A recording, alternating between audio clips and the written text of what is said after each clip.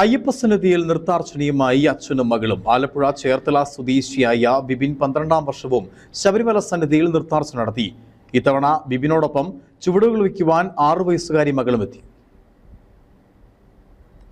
അയ്യപ്പ സന്നിധിയിൽ നൃത്താർച്ചനയുമായി അച്ഛനും മകളും ഭക്തജനങ്ങളെ ആനന്ദത്തിൽ ആരാധിച്ചു. അയ്യപ്പ ഭക്തർക്ക് നയനാനന്ദകരമായ കാഴ്ചയൊരുക്കിയാണ് ആലപ്പുഴ ചേർത്തല സ്വദേശിയായ ബിബിൻ 12ാം വർഷവും ശബരിമല സന്നിധിയിൽ നൃത്താർച്ചന നടത്തിയത്. ഇത്തവണ ബിബിനൊപ്പം ചുവടുകൾ വയ്ക്കാൻ 6 വയസ്സുകാരി മകൾ വിശ്വജനനിയും ഉണ്ടായിരുന്നു എന്നതും ശ്രദ്ധേയമാണ്.